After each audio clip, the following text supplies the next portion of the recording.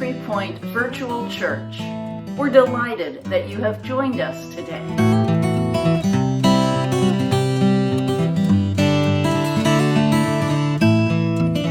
One day, two monks were walking through the countryside. They were on their way to another village to help bring in the crops. As they walked, they spied an older woman sitting at the edge of a river. She was upset because there was no bridge and she could not get across on her own. The first monk kindly offered, "We will carry you across if you like." "Well, thank you," she said gratefully, accepting their help. So the two men joined hands, lifted her between them, and carried her across the river. When they got to the other side, they set her down and she went on her way. After they had walked another mile or so, the second monk began to complain. "Look at my clothes. They're filthy from carrying that woman across the river, and my back still hurts from lifting her. I can feel it getting stiff." The first monk just smiled and nodded. A few more miles up the road, the second monk griped again. "My back is hurting me so badly. It's all because we had to carry that silly woman across the river. I can't go any further because of the pain." The first monk looked down at his partner, now lying on the ground, moaning. "Have you wondered why I'm not complaining?" asked the first monk. "Your back hurts because you're still carrying the woman. But I set her down 5 miles ago." Every single person is holding on to something we should be letting go of.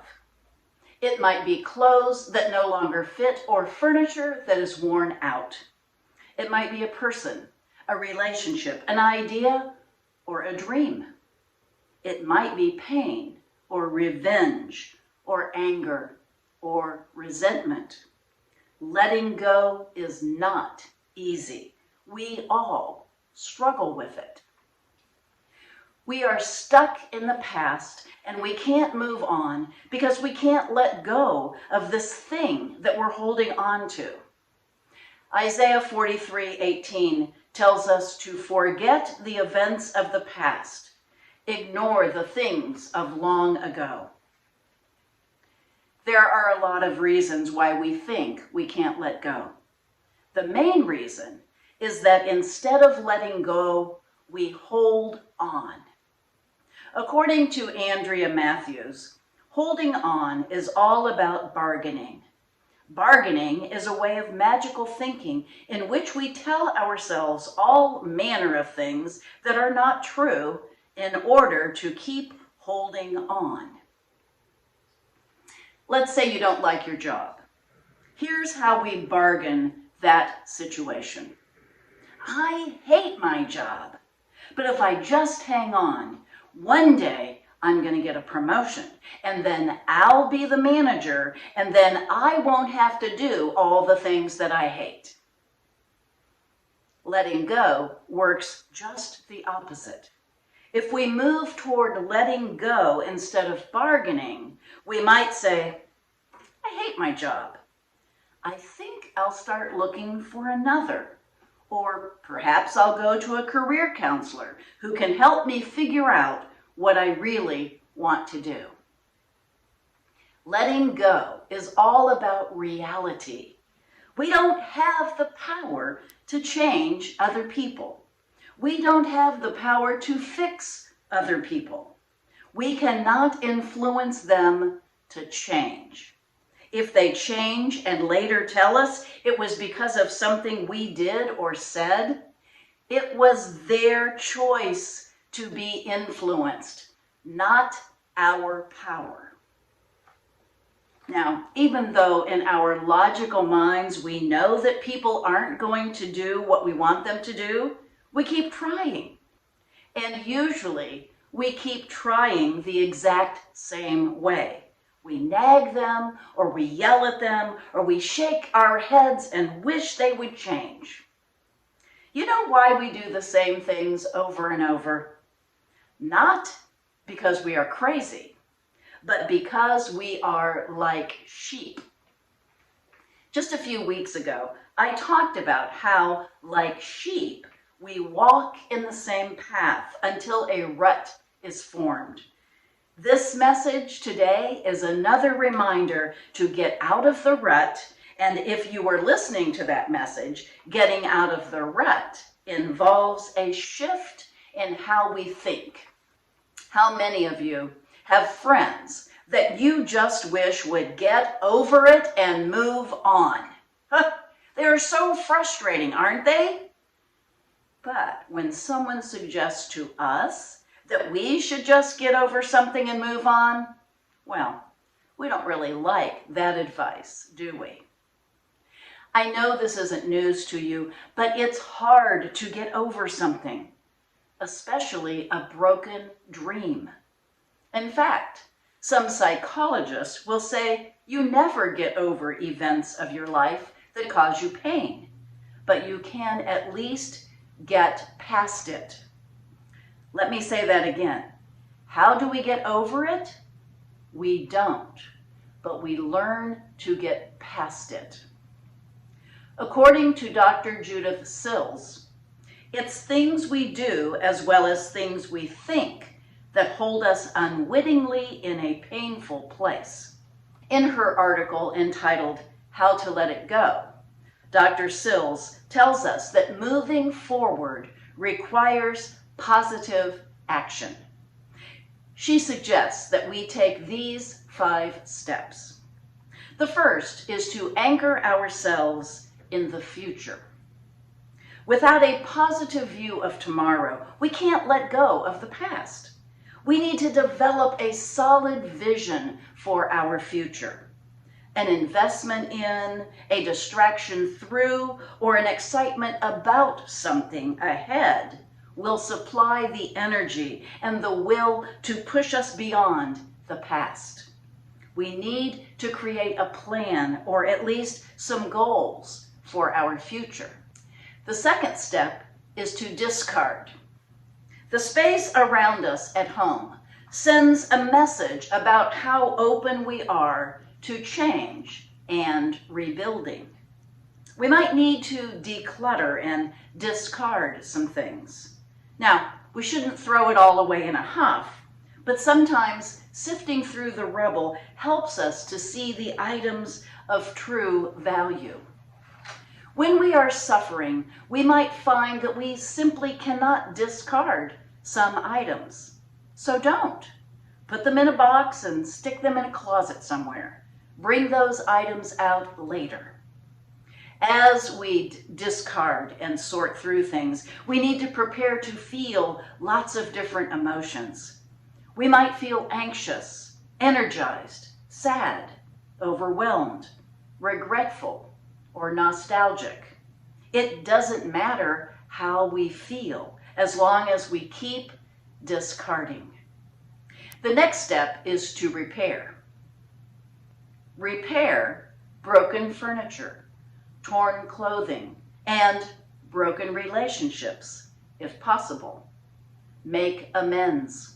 It's good for us to reach out to express our remorse in person or on paper.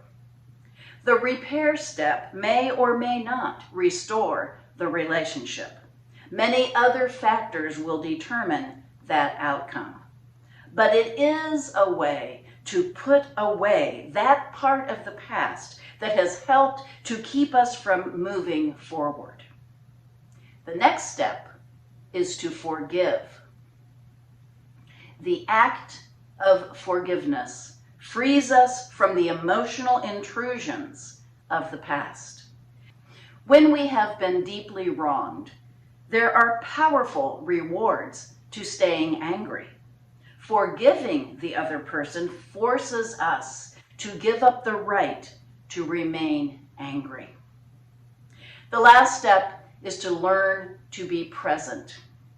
Learning how to be fully present in the here and now is the single most powerful antidote to leaving the past behind.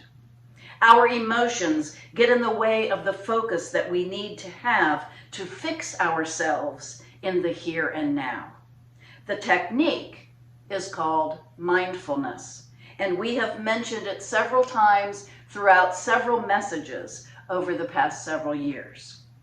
Mindfulness is the ability to shut out the emotions that are driving us and learn instead to breathe deeply and stay in tune with right now. As we stay in the present, we will get past the past much more easily. Letting go is a process. Like so many things that can't happen with one try. We have to resolve to do it over and over. We have to let go today and then let go tomorrow and then the next day and the next. It's not an instant experience.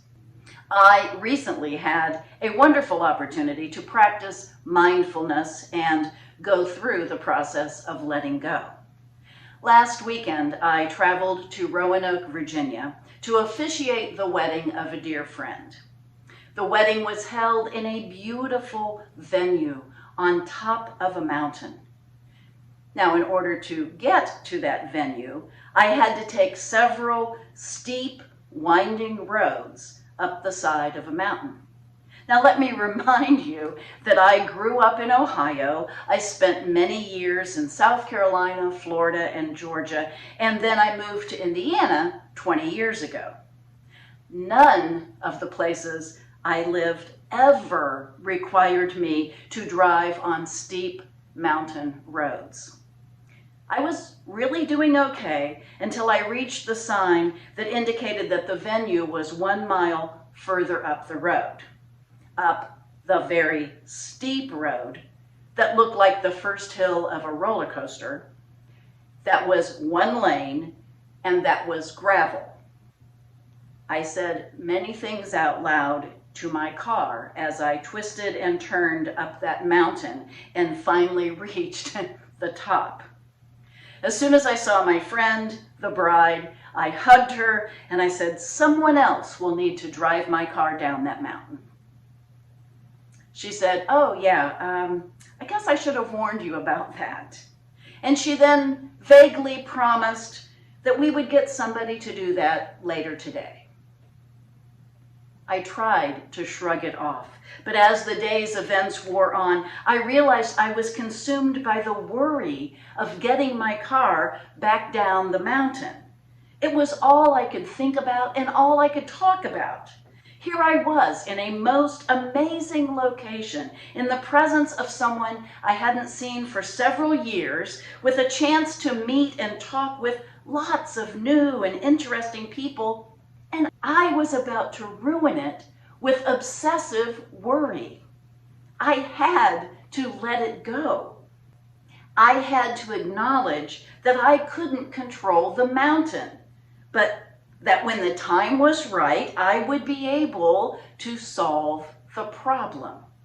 This was not the time to focus on the car and the road and the mountain. This was the time to be present, to drink in the people and the place and the event and to enjoy it.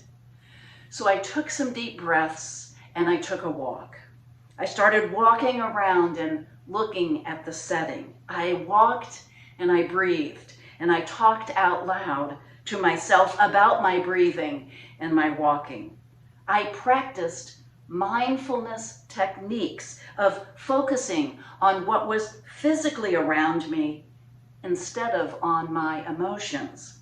And as I did that, I became aware of the true beauty in the setting, as well as the beauty in the voices all around me. Soon, I was involved in a delightful conversation with someone I had just met, and the fears and worries about the car and the mountain road began to recede to the back of my mind, and then finally, out of my mind altogether. My friends, This life is too precious for us to be consumed with worry and to stay stuck in the past. I know the temptation is strong to hold on to things and people, but we are missing out on so much when we are unable to let go. So for the love of God, will you please let it go? Amen. Thank you for watching our service today. We hope that you have a wonderful week ahead and that you will join us next Sunday at Connor Prairie. At that service, I will be speaking about the importance of home. Bring a friend and join us. See you there.